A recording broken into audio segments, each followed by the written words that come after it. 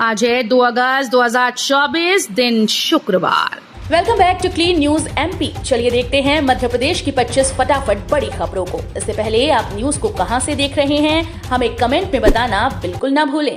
साथ ही हमारे Facebook page को भी फॉलो करें। फेसबुक पेज का लिंक डिस्क्रिप्शन में दिया गया है। राज्य सरकार एमपी को बनाएगी मेडिकल सेवाओं का हब, डिप्टी सीएम का ऐलान। जिस प्रकार से प्रदेश ऊर्जा, कृषि, स्वच्छता क्षेत्र में अग्रणी है, उसी प्रकार सरकार स्वास्थ्य क्षेत्र में मध्य प्रदेश को शीर्ष पर ले जाने के लिए संकल्पित है। हमारा संकल्प है कि प्रदेश को मेडिकल सेवाओं का हब बनाएंगे। ये अकेले इंफ्रास्ट्रक्चर से संभव नहीं है, ये अच्छे डॉक्टर्स के दम पर ही संभव है।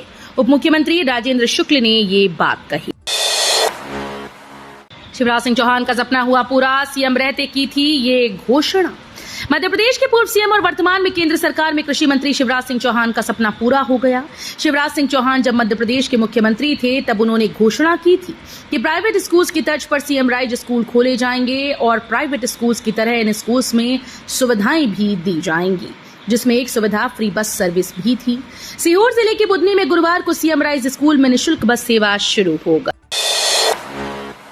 चित्रकूट में मुख्यमंत्री डॉक्टर मोहन यादव ने रक्षाबंधन का दिया उपहार, कहा लाडली बहनों को 450 रुपए में मिलेगा गैस सिलेंडर।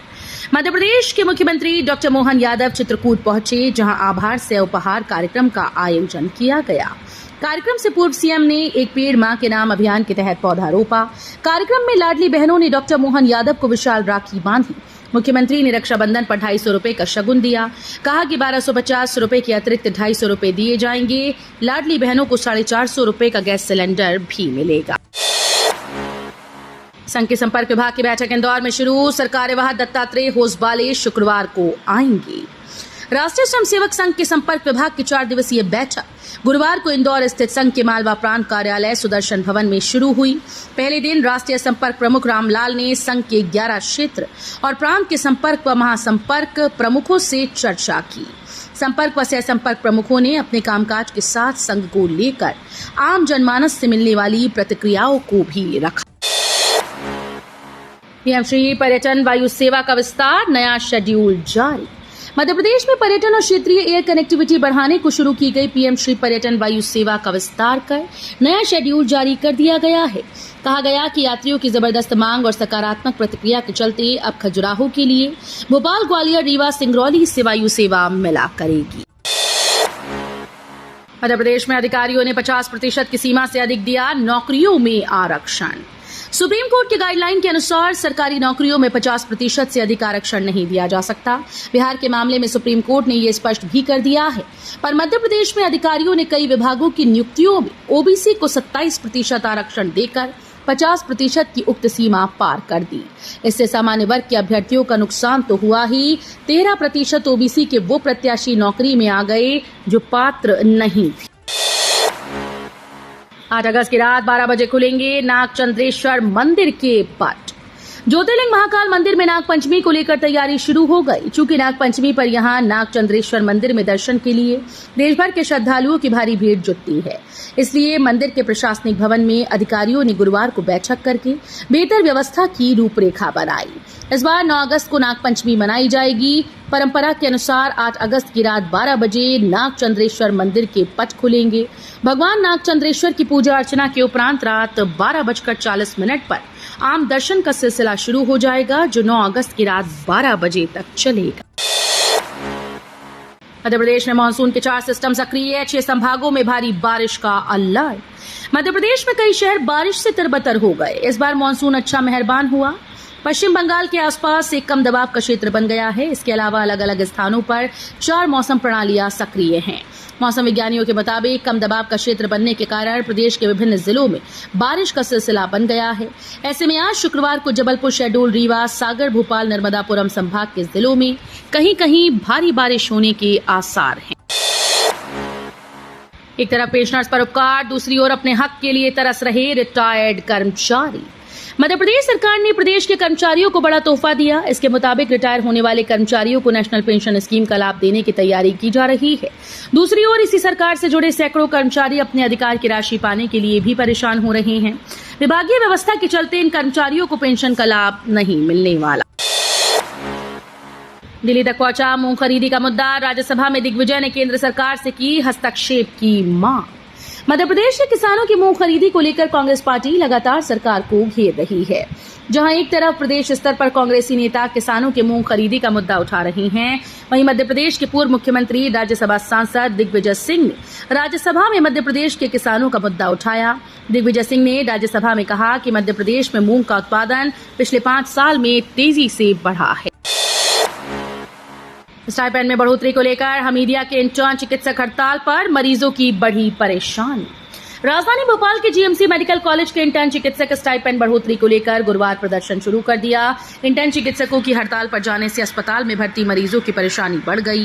बता दें कि हॉस्पिटल में ये इंटर्न डॉक्टर माइनर मरीजों का ट्रीटमेंट तो करते हैं, इसके अलावा सीनियर डॉक्टर्स और पीजी को भी असिस्ट करते हैं।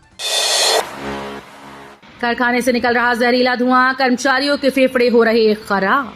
मध्य प्रदेश के रायसेन जिले के मंडीदीप में कारखानों से जहरीला धुआं निकल रहा है, जिससे वहां काम करने वाले कर्मचारियों के फेफड़े खराब हो रहे हैं। वहीं जहरीला धुआं आसपास के कारखानों में काम करने वाले कर्मचारियों की जान का दुश्मन बन गया है। जब मामले की पड़ताल की गई तो कारखाने में खुलेआम प्रदूषण के नियमों की धज्जियां उड़ाई जा रही हैं, जबकि कंपनी में नियमानुसार वहां बड़ी चिमनी लगी होनी चाहिए थी, लेकिन नियमों को दरकिनार करते हुए दिखावे के लिए एक छोटी चिमनी लगाई गई है।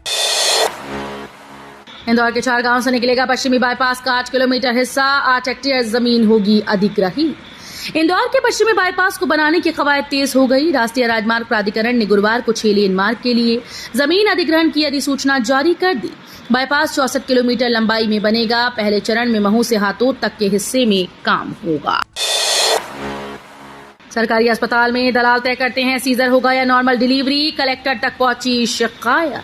शहडोल संभागीय मुख्यालय स्थित शासकीय जिला चिकित्सालय के प्रसूति वार्ड में इन दिनों एक महिला रोग विशेषज्ञ के दलाल सक्रिय हैं। इस बारे में गुरुवार को एक प्रसूता के पति ने कलेक्टर को लिखित शिकायत दी, जिसमें डॉक्टर और अस्पताल में सक्रिय दलाल के खिलाफ कार्रवाई की मांग की गई। इंदौर खजुराहो का विमान एक ही दिन भर सका उड़ान, अब संचालन बंद। प्रदेश के शहरों को आंतरिक उड़ानों को जोड़ने के लिए की गई पीएम श्री वायु सेवा को यात्रियों का ज्यादा प्रतिसाद नहीं मिल रहा है। इंदौर से खजुराहो के लिए पिछले सप्ताह जोर शोर से इंदौर एयरपोर्ट से उड़ान शुरू की गई, लेकिन एक बार उड़ान भरने के बाद ये सेवा बंद कर दी गई। इंदौर खजुराहो उड़ान की सुविधा अब इंदौर से नहीं मिलेगी। रेल यात्रियों का सफर होगा सुहाना, बनेगी 50 अमृत भारत ट्रेन, 2500 जनरल डिब्बे भी बनेंगे। देश में आधुनिक सुविधाओं से लैस ट्रेन लोगों को काफी पसंद आ रही है। इसी को देखते हुए वंदे भारत एक्सप्रेस के बाद सरकार ने अमृत भारत एक्सप्रेस ट्रेन चलाई है। सरकार ने अब 50 अमृत भारत ट्रेन और बनाने का फैसला किया है। ये जानकारी रेल मंत्री अश्विनी वैष्णव ने सदन में दी। रेल मंत्री ने कहा कि आने वाले महीनों में 2500 जनरल कोच बनाने का काम शुरू हो जाएगा। मध्य प्रदेश में आईएएस आईएफएस अफसरों में टकराव, वार्षिक प्रदर्शन मूल्यांकन रिपोर्ट आदेश विवाद का कारण। मध्य प्रदेश में भारतीय प्रशासनिक सेवा और भारतीय वन सेवा के अधिकारियों के बीच टकराव जैसी स्थिति बन गई। हाल ही में राज्य सरकार ने एक आदेश जारी किया, जिसमें आईएफएस अधिकारियों की वार्षिक प्रदर्शन मूल्यांकन रिपोर्ट प्रक्रिया को बदलते हुए इसे आईएएस अधिकारियों के अधीन कर दिया गया। कोचिंग संचालकों की मनमानी अब नहीं चलेगी, राजधानी में सड़कों पर उतरे अधिकारी। मध्य प्रदेश की राजधानी भोपाल में कोचिंग संचालकों पर प्रशासन सख्त नजर आ रहा है। शहर में अब कोचिंग संचालकों की मनमानी नहीं चलेगी। भोपाल में अधिकारी ने खुद सड़कों पर उतरकर जांच की। इस दौरान फायर सेफ्टी, मॉक ड्रिल और संस्थानों की जांच की गई। वहीं शनिवार 3 अगस्त को कोचिंग संचालकों की बैठक बुलाई गई। दिल्ली में हुई कोचिंग सेंटर हादसे के बाद मध्य प्रदेश में भी बेसमेंट के कमर्शियल उपयोग पर सख्त कार्रवाई शुरू कर दी गई। जिवाजी विश्वविद्यालय में एनएसयूआई का प्रदर्शन। ग्वालियर में जिवाजी विश्वविद्यालय के गेट के बाहर एनएसयूआई और युवा कांग्रेस के प्रदेश अध्यक्ष मितेंद्र सिंह के नेतृत्व में प्रदर्शन किया गया। जिवाजी विश्वविद्यालय से संबद्ध बीएड कॉलेजेस में हुए फर्जीवाड़े और बीबीए सहित अन्य संकायों में विद्यार्थियों के लिए सीटें बढ़ाए जाने की मांग सहित अन्य मुद्दों को लेकर ये प्रदर्शन किया गया। वर्षा में बढ़ी मरीजों की संख्या, राजधानी के जेपी अस्पताल की ओपीडी 1000 के पार।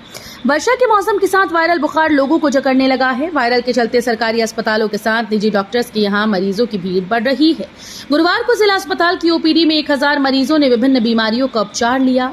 इनमें 400 से अधिक मरीज वायरल फीवर, डायरिया आदि मौसमी बीमारियों के उपचार के लिए पहुंचे। वहीं अस्पताल की पैथोलॉजी में 1.5 सैकड़े से अधिक लोगों की मलेरिया की जांच की गई। भारत की एडवाइजरी, तुरंत लेबनान छोड़ दीजिए। भारतीय दूतावास ने भारतीय नागरिकों से लेबनान छोड़ने को कहा। कई अन्य देशों ने भी अपने नागरिकों से लेबनान की यात्रा न करने की सलाह दी। ईरान के तेहरान में हमास चीफ इस्माइल हानिया और इससे पहले हिजबुल्लाह के टॉप कमांडर की हत्या के बाद वहां माहौल अस्थिर है।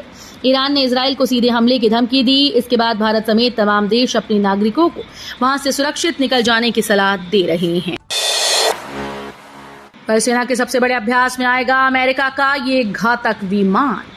भारतीय वायुसेना की पहली मल्टीनेशनल एयर एक्सरसाइज तरंग शक्ति इस साल अगस्त सितंबर में आयोजित की जाएगी। इस सबसे बड़ी एयर एक्सरसाइज में America, UK, Spain, Germany, France सहित 10 देशों की वायुसेनाएं और 18 देश पर्यवेक्षक के तौर पर हिस्सा लेंगे। वायुसेना के सीनियर अधिकारियों के मुताबिक इस अभ्यास में भारत समेत लगभग 30 देशों की भागीदारी होगी और भारतीय वायुसेना समेत बाकी देशों के लगभग 150 विमान शामिल होंगे। इजराइल पर हमले का मास्टरमाइंड ढेर मोहम्मद दईफ की मौत की पुष्टि। इजराइल के एक और दुश्मन की मौत की पुष्टि हुई। दरअसल इजराइल ने कहा कि हमास का शीर्ष सैन्य कमांडर मोहम्मद दईफ की जुलाई में मारा जा चुका है। मोहम्मद दईफ ही इजराइल पर 7 अक्टूबर को हुए हमले का मास्टरमाइंड था। मोहम्मद दईफ की मौत एक एयर स्ट्राइक में हुई। इजराइल की सेना ने गुरुवार को एक बयान जारी कर बताया कि हमास का सैन्य कमांडर मोहम्मद दईफ जुलाई में ही एक एयर स्ट्राइक हमले में मारा गया था। अनुराग ठाकुर के बयान के विरोध में कांग्रेस का प्रदर्शन। गांधी पार्क 5 घंटे छावनी में तब्दील रहा। अशोकनगर के गांधी पार्क में गुरुवार को कांग्रेसी कार्यकर्ताओं ने पूर्व केंद्रीय मंत्री व बीजेपी सांसद अनुराग ठाकुर के द्वारा राहुल गांधी पर दिए गए बयान का विरोध किया। दोपहर के समय से कार्यकर्ता एकत्रित हुए और धरना दिया। कांग्रेसी कार्यकर्ता अनुराग ठाकुर का पुतला दहन करने की तैयारी में थे, लेकिन पुलिस की सतर्कता के चलते लगभग 2 घंटे तक धरना देने के बाद बिना पुतला दहन के ही धरना समाप्त करना पड़ा। महंगे रिचार्ज पर सरकार ने दिया ऐसा बयान, मोबाइल यूजर्स भड़क गए। जैसा कि आपको मालूम हो, एयरटेल, जियो और वीआई ने हाल ही में रिचार्ज प्लान की कीमत बढ़ा दी। अब तक कई लोगों ने महंगे रिचार्ज का स्वाद चख लिया होगा। हालांकि केंद्रीय टेलीकॉम मिनिस्टर ज्योतिरादित्य सिंधिया के दिए बयान ने मोबाइल यूजर्स के दिल और दिमाग को हिलाकर रख दिया। मोबाइल यूजर्स पहले से महंगे रिचार्ज से परेशान हैं। ऐसे दौर में सिंधिया के बयान ने आग में घी डालने का काम किया। सिंधिया ने आंकड़ों की बाजीगरी दिखाते हुए संसद को बताया कि भारत उन देशों की लिस्ट में शामिल है जहां पूरी दुनिया में मोबाइल कॉल और इंटरनेट सबसे सस्ती है। तो ये थी आज की 25 फटाफट बड़ी खबरें। अगर आपको न्यूज पसंद आई हो तो वीडियो को लाइक और शेयर जरूर करें। धन्यवाद।